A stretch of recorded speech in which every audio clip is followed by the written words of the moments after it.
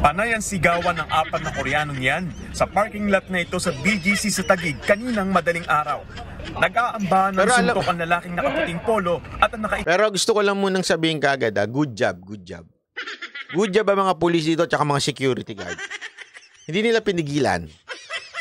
Hindi, totoo. Good job yan, ha. Tama yan, kasi pare-parehong lasing yan. Pag pinigilan mo yan, maniwala ka sa akin, lalo magulo yan. Hayaan nyo hanggang tumumba, saka nyo na pigilan. Di ba? Tama yan. Na t-shirt, pero ilang saglit pa. Ang ambahan, nauwi sa suntukan. Mga hindi pa marunong makipagsuntukan eh. Hoy, magpaturo nga kayo sa mga sa mga nasa kanto dyan, yung mga Pilipino mahilig makipagsuntukan. Nakisali na rin ang dalawa pa nilang kasama. Tinangka na nakaitim na tumakas, pero hinabol siya ng kaalitan. Hanggang sa makorner siya at saka tinagtad ng suntok. Sinubukan ng mga pulis at sekyu na awatin sila, pero di sila nagpapigil. Sa presinto tuloy ang bagsak ng apat na Koreano. Kinilala sila Ito lang atang Koreano nakita kong medyo may pagkaubis. Di ba usually mga Koreano payatot? Diba? Bakit dito? Seng Jun Lee, Jun Jae Kim, Jong Min Kim at Seng Hyun Kim. Ayon sa Taguig PNP, ayaw nila si Kim Jong-ul pero lasing puro Kim ang pangalan nila, no? Ang apat na Koreano na muntikan din silang saktan. Halos nadaplitan na rin po kami ng mga suntok. Kaganoon din yung security ng mga nag-aaway-aaway po. Tila na imasmasan naman ang apat ng mahuli na mga magtotropa pala. Nang matanong kung bakit sila nagsuntukan. Just my friend and the friendship and then fight scandal. I don't understand. Super smart team. Kim surname yan. I know. Pero bakit puro Kim? Halos lahat ng mga Koreano, Kim ang pangalan eh, no?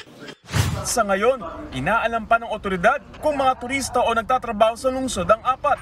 Sa huli, nagkaareglo na rin. Pero desidido raw ang Taguig Police na magsampa ng reklamo laban sa apat na Korean national. Alarming scandal dahil po sa ginawa nilang kaguluhan po doon. Hindi, alam mo maganda, aside from sampalin nyo na lang isa-isa. Malay mo, off-cam. Diba? Para medyo matuto naman ng konti. De, joke lang po yun, ha. Baka sabihin naman nila, apaka naman naman banat ba eh. Yung mga pulis natin, pag mga ganyan, pagpatay ng camera, medyo umbagin nyo ng konti para matuto. Ganun pala sa Pilipinas. Hindi kasi alam mo, sa ibang bansa, kulong yan. 7 araw, ilang araw. Sa Japan nga makasuntok ka lang eh. Kaya hindi nagsusuntok ka kahit mga lasing mga tao doon. Hindi magsusuntukan doon.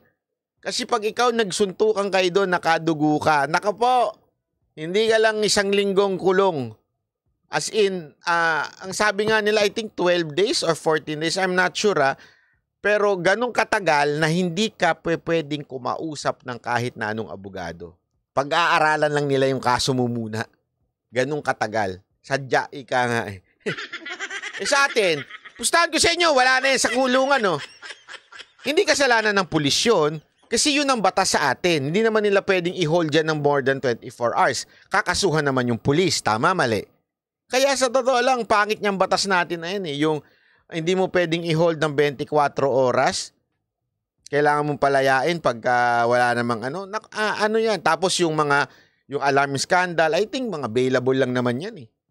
Kaya mga kapulisan natin, pag may pagkakataon, pagpatay ng camera, konting lang, yung hindi magmamarka. Para pag nagpa-medical. Joke lang mga pulis natin, niloloko ko lang po kayo Alam kong hindi nyo gagawin yan. De, joke lang po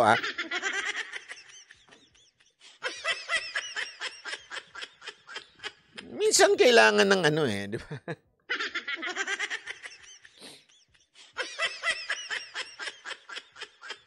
Para medyo magtanda sila na, ay, ganito pala dito. Sinisikmura. Pinipitik ang itlog pagka Banat bay, huwag ka naman ganyan ka, ano?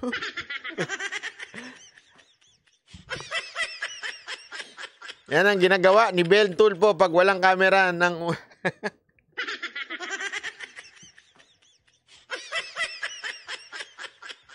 Kaya idol ko yun eh. And then yung disobedience po dahil sa kabila po ng pag-awat natin sa kanila, patuloy pa rin po yung ginawa nilang panggugulo. Oy, Tagig! Hindi, alam mo, kaya maganda dyan sa... Honestly, walang biro. Ito, seryoso na. Ganyan dyan sa Tagig. Hindi dahil sa ano, talagang mahigpit po dyan. Kilala ko ang mga ano dyan, napakahigpit ng pulis natin dyan. Mula sa kanilang direktor ng Tagig, maging lalo na yung mismo pinuno sa BGC, isa pa yan, mga stricto yan. Galit na galit po yan sa mga foreigner na nagtatry mag-bribe. Alam nyo ba yung mga bribe, milyon ho ang bribe na mga foreigner minsan dyan, pero kinukulong nila. Alam mo kung bakit? Nakausap ko kasi mismo yung ano dyan. Kasi sabi nila, kung kaya nyong gawin sa ibang city yan, dito sa Tagig, sa BGC, hindi nyo kayang gawin yan. Kaya yung mga ano dyan, kulong kagad. Yung mga, kaya tuwan-tuwa ako pagka ano eh. Minsan nga gusto kong silang abisuhan eh. Pag meron kayong ikukulong ng mga foreigner, tawagan nyo naman ako.